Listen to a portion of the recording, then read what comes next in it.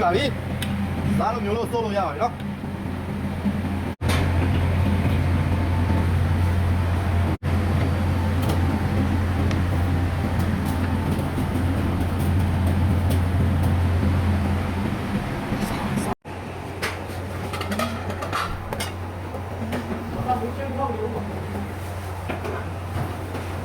ဒါကျဲဦးနော်ဘာမှမထင်နဲ့အာလူလို့မထင်နဲ့အဲ့ဒါကျဲဦး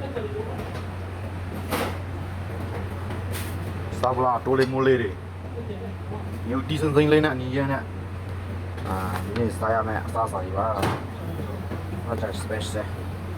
ချက်စားဖြစ်ပါခင်ဗျာ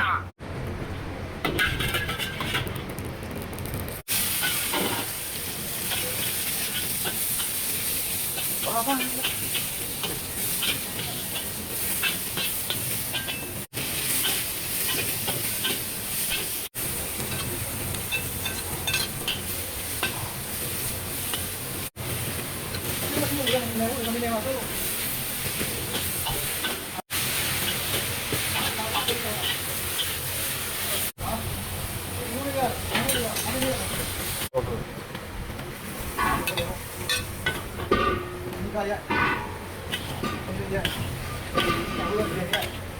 အစောရေထဲပါလေ